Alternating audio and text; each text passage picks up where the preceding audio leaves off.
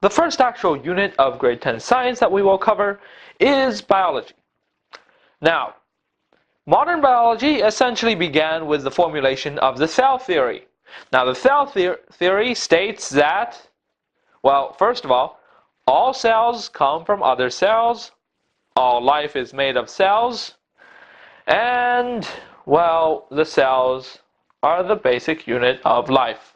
I mean, yes, okay, it sounds like it might overlap a little bit, but what's important here is that we notice that viruses or viroids or prions and other such infectious agents are not life, even though they parasitize life. Now, the cell theory essentially states that there are two kinds of life. Well, I mean, it doesn't state it directly, but it ends up being the result that, okay, viruses are not life, therefore we only have cells that have nuclei and organelles and cells that don't. Which means prokaryotes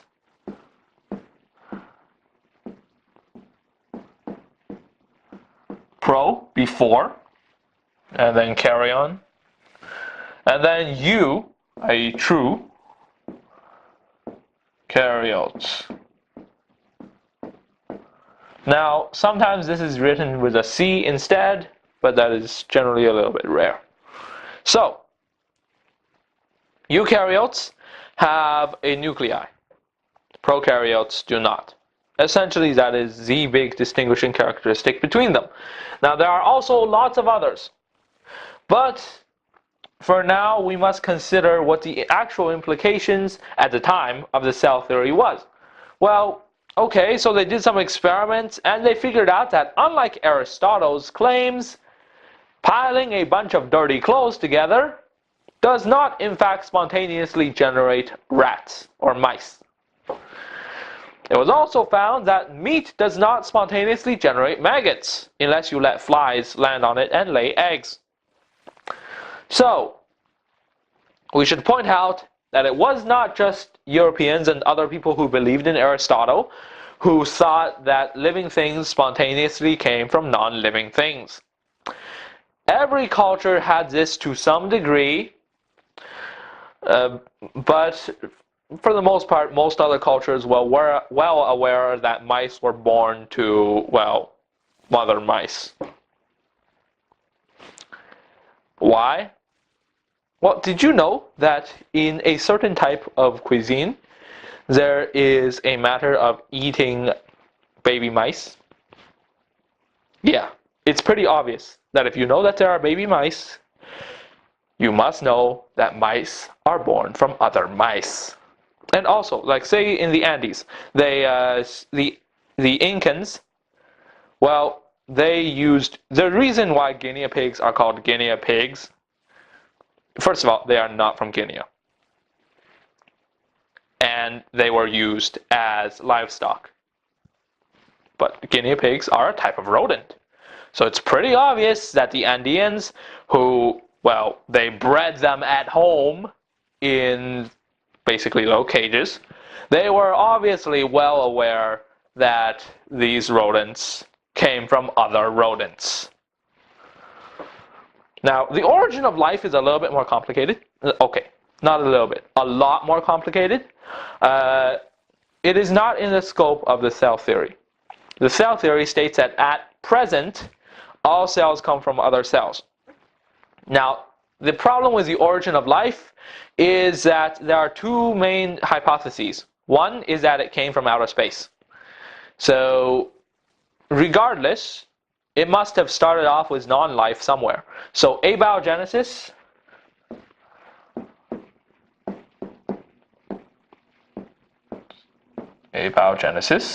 is literally genesis, creation, without life, bio. A, like without, like abnormal, for example, and bio, life. So, the two main theories for life arising on Earth is one, it came from somewhere else, and second, it arose here from non-life. Now, how does this happen? Okay, you can imagine what 10 years is like, right? Okay, you can imagine what 1 year is like. You can imagine what 10 years is like. People can even imagine what 100 years is like. But 1,000 years? 10,000 years? 100,000 years? 1,000,000 years? 10 million? 100 million? That is like an unimaginably long amount of time. So, if we have a sea with lots of organic chemicals in it, and we have, say, little bubbles, lipid bubbles, phospholipids naturally assemble into bilayers in water. So phospholipids are what make up cell membranes now, and what made them up in the past. So they spontaneously assemble bilayers in water that essentially act like this. So the hydrophilic, a tendency to be attracted to water, heads are on the outside, and the hydrophobic tails are hidden inside. And this bilayer, because at the edge this would be exposed to water, it has a tendency to roll up into a sphere on its own. So if you have lots of these little bubbles, and there's lots of other organic chemicals floating around because there are no living life forms around to eat them, so to speak, what happens? Well, okay, if these bubbles happen to surround a few particles that are capable of replicating themselves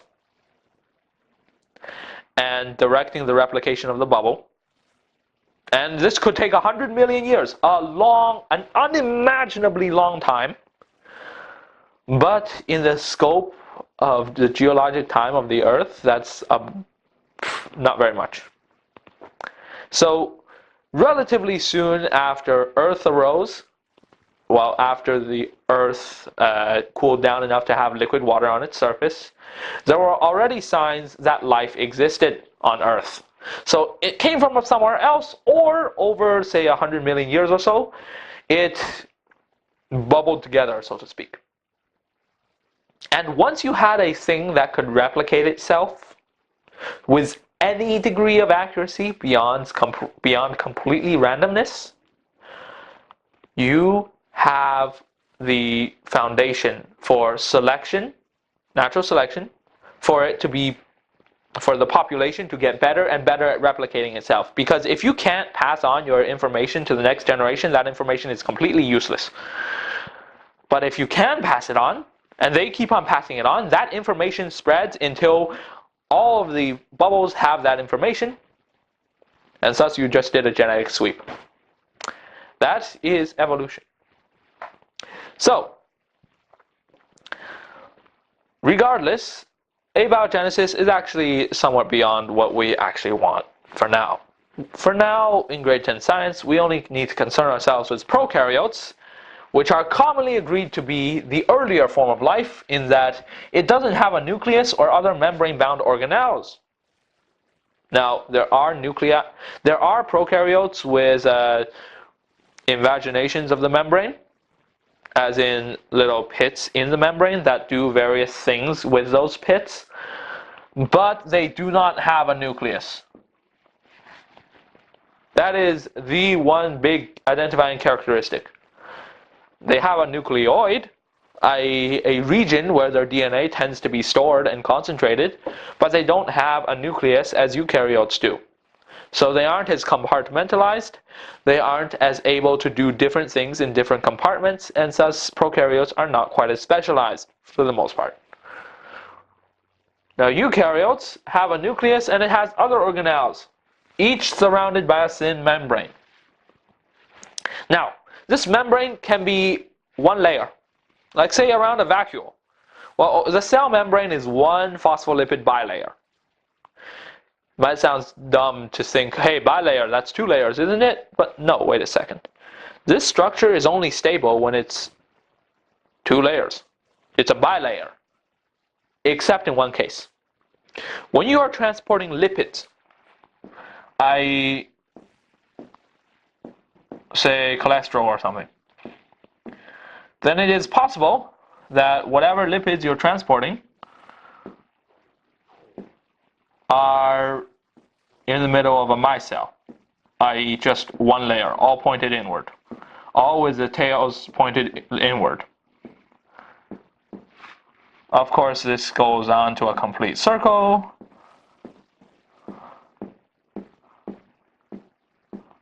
Now you might be thinking, why am I drawing all these phospholipids with 2 lipid tails and 1 phosphate for the head? That's because if you've seen the structure of a triglyceride before, you have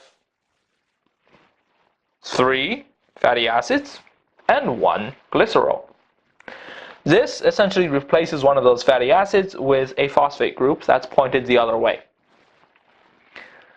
Now, yes, there are cases where they only have 1 tail, but usually we just draw it like this anyway. So, other than these micelles, what you find in terms of eukaryotes is always going to be a bilayer, because a bilayer is stable in water, and life, organic chemistry, is pretty much chemistry in water. Now,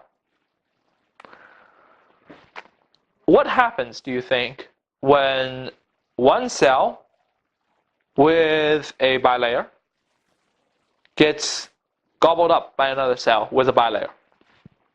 And then it didn't get digested. It happened to become an endosymbiont.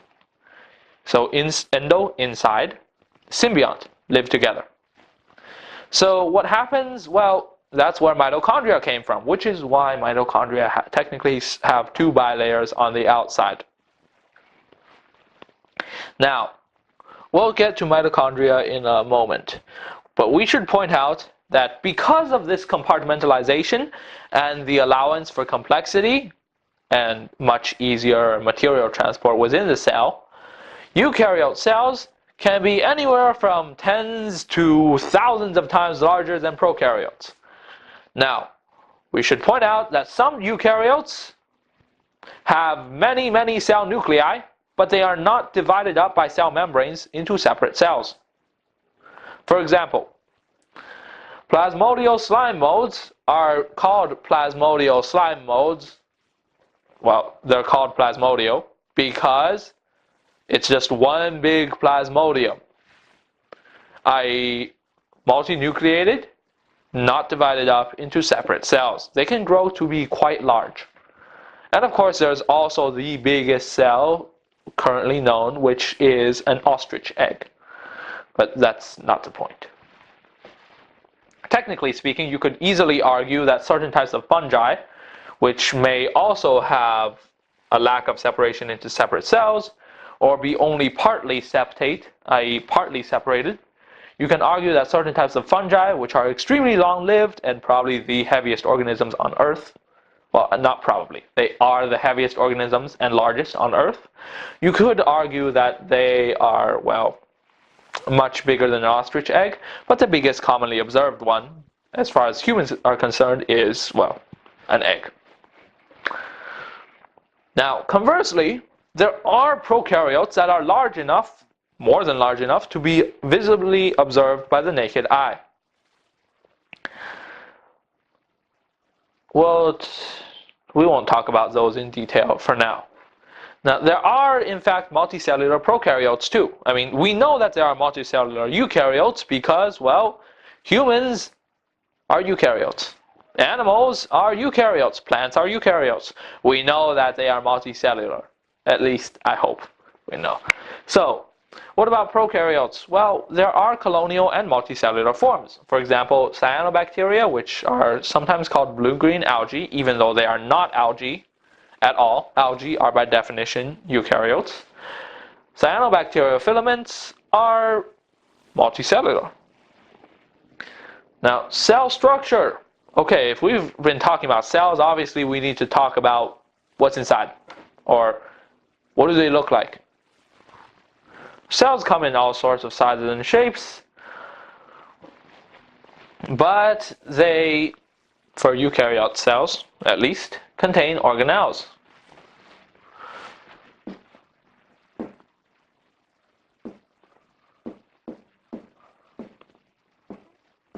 Eukaryotes only. So plant and animal cells have some structures in common. Here we have a typical plant cell. Now, you don't need to know about the thylakoid membrane or starch grain yet. You just need to know that the chloroplast is where photosynthesis takes place. It is where chlorophyll is found in a plant. And the plant cell wall is actually not green. It is the chloroplasts that make a plant cell look green. The cell wall is actually colorless, or white or pale gray, depending on interpretation, and of course the lignin level. There are chemicals in plant cell walls that can give them color. For example, there's a reason that brown paper bags are brown. It's because the wood chips they were made from, i.e. the chemicals in the cell walls that made up those wood chips, were brown. And they weren't bleached. So, vacuole. Well, this is just one big bubble pretty much. What is it used for? Well, it's used for storing salt, and it's used for storing water. Now, when a plant cell wants to grow bigger, what does it do? Well, it's expensive to make more cytoplasm. Cytoplasm is full of proteins and stuff. So proteins and such cost a lot of energy. Instead of making a lot of cytoplasm as well as cell wall, a plant can just pump its vacuole with more water, and the vacuole pushes against the cell wall. Technically it pushes on the cytoplasm, which then pushes against the cell wall, and then you weaken the sides in terms of the filaments that keep it bound vertically, although you still have to keep the filaments that go around the cell strong, otherwise the cell would just grow out to the sides. So the filaments that surrounded it in the other directions are dealt with, snipped pretty much, and then the cell, well, pretty much balloons outward in a controlled fashion. That's how why plants wilt if you don't give them enough water. Without enough water, well, first of all, the vacuoles are the first things to shrink. So as the vacuoles shrink, the plant cell membrane eventually starts, first of all, it stops pushing against the cell wall.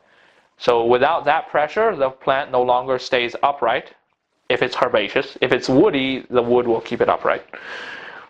So the leaves start wilting. And then as it dries even further, eventually the cell membrane, the phospholipid bilayer, starts shrinking away from the cell wall, which is bad. And the plant dies eventually, if it gets dry enough.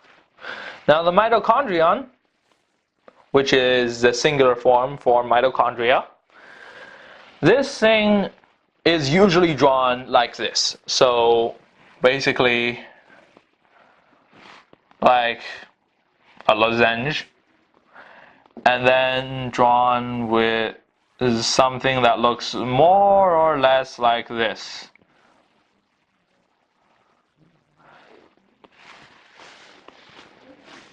This is the powerhouse of the cell. It is what is used to extract most of the energy from the oxidation of glucose. Now, yes, you might think, hey, the chloroplast makes the sugars for the plant, and then, wait, why does it go to the mitochondrion to break the sugars down? Instead of starting with the energy particles that are needed to make the sugar, if you've studied ahead in biology, instead of using those energy particles to directly power the cell, it's because sugar is a much easier currency in energy to transport. So it can be moved to other parts of the plant. For example, the roots, which do not get sunlight, and therefore they can't photosynthesize for themselves. Now, the cytoplasm can be in either gel or sol forms. So it can be anywhere from liquid to jelly-like. Now, most of the cytoplasm is often held in a jelly-like state in plant cells, whereas a small part, another part, is flowing around. If you've ever looked at an onion skin, which you can get by peeling an onion, cutting it open, prying out one leaf, so to speak, and then taking the little skin off the inside. Now, putting that in water keeps it alive for long enough to observe under a microscope. So if you ever observe those, you will probably have seen cytoplasmic streaming, which is the liquid part of the cytoplasm being circulated around the cell. Now the Golgi apparatus, or Golgi body, is what is used to process the proteins that are to be exported from the cell. The proteins are manufactured in the rough endoplasmic reticulum. It is rough because it looks rough on an electron micrograph. Why does it look rough? It's because ribosomes, which are the protein factories of the cell, when they start translating a protein from a piece of messenger RNA that says, oh, I should be exported, that first little bit gets recognized by a signal recognition particle, and that brings it eventually to the rough ER. And then, after the SRP associates with the rough ER, the ribosome is allowed to finish the translation. And then that is secreted into the rough ER, which little pieces bud off, they join the Golgi, where the proteins in question get modified and so on, before being secreted. Or, alternatively, before joining the external membrane of the cell. So, the smooth endoplasmic reticulum does not have ribosomes associated with it. Instead, it is used to manufacture various lipids that the cell may need, such as, say, the phospholipids that are used in extracellular membrane. Now, there's also the matter of the cytoskeleton. The cytoskeleton is, well, the cytoplasmic skeleton. It provides structural support and anchorage for various organelles. And also it allows them to be moved around. Now the nucleus is the command center of the cell and holds all the genetic information. So, the nucleus exports messenger RNAs to be translated by ribosomes, and also is the receptor of, say, hormones, specifically steroid hormones and other fat-soluble hormones. Because unlike water-soluble hormones, which are proteins for the most part, fat-soluble ones can cross the cell membrane by diffusion. The phospholipid bilayer is relatively impermeable to any polar or charged particles that are larger than, say, water. It's not very permeable to water either, but enough that dropping red blood cells into distilled water will cause them to swell up and burst eventually. Now, the plant cell has a few special features. The big central vacuole is unique to plant cells. The chloroplast is unique to plant cells, as obvious. I mean, we know that animals don't photosynthesize. And the cell wall, well, it's not exactly unique to plant cells, because fungi also have cell walls.